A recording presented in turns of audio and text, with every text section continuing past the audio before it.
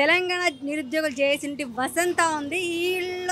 వీళ్ళు జూబ్లీస్ ఉప ఎన్నికల్లో పోటీ చేయడం జరిగింది. అసలు ఎందుకు పోటీ చేస్తున్నారు ఏందో తెలుసుకుందాం. దాదాపు మీరు జూబ్లీస్ ఉప ఎన్నికల్లో పోటీ చేస్తున్న కారణం ఏంటి?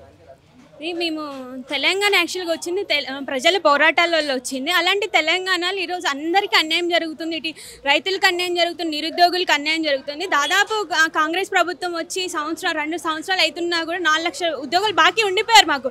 అంటే ఏడాది లెక్కన 2 లక్షల ఉద్యోగాలన్నా 2 సంవత్సరాలు 4 లక్షల ఉద్యోగాలు బాకీయే కదా.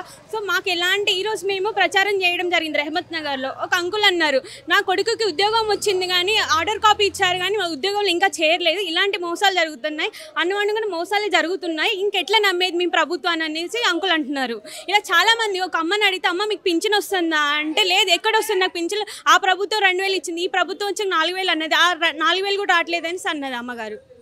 దాదాపు నిరుద్యోగులు అంటే ఇది కాదు ప్లాట్ఫామ్, ఇంకా వేరే ప్లాట్ఫామ్ ఏదన్నా మీరు ధర్నాలు మీ నిరసనలు చేసుకొని ఉప ఎన్నిక ఎందుకు ఎంచుకున్నారు? మేము ఉప ఎన్నిక ఎంచుకోవడానికి కారణం ప్రభుత్వాలు వీళ్ళు మాకు మోసం చేస్తున్నాం. అదే మా తరపు నుంచి ఒక నిరుద్యోగి కనుక వెళ్తే అసెంబ్లీలో మా తరపు నుంచి పోరాడతారు కదా, మా తరపు నుంచి మాట్లాడే అవకాశం ఉంటుంది. వీళ్ళకి మేము గెలిపించింది ఏంటి, మా తరపు నుంచి నిరుద్యోగులకు అవకాశం ఇవ్వండి మాట్లాడండి, కానీ వీళ్ళు సొంత స్వలాభం కోసము వాళ్ళు మాట్లాడుకోవడం కోసం కాదు మేము గెలిపించింది వీళ్ళని. ఇట్లా నిరుద్యోగులు పోటీ చేస్తే గెలిచే అవకాశం కనబడుతుందా జూబ్లీస్లో? బరాబర్ గెలుస్తారండి. ఎందుకంటే ప్రజలు ఒకటే అంటున్నారు, మేము ఇన్ని సంవత్సరాలు మోసపోయాము, సో మేము మిమ్మల్ని మా కొడుకుల్లాగా బిడ్డల్లాగా భావిస్తున్నాము, మీకు అవకాశం వచ్చింది కాబట్టి ఖచ్చితంగా గెలిపిస్తామని అంటున్నారు జూబ్లీహిల్స్ ప్రజలు. నిరుద్యోగుల నుంచి మీరు పోటీ చేస్తే ఏమన్నా పార్టీ సపోర్ట్ ఉందా, లేక మీరే పోటీ చేస్తున్నారా? మాకు ఎలాంటి పార్టీ సపోర్ట్ లేదు, మాకు పార్టీలతో అవసరమే లేదు.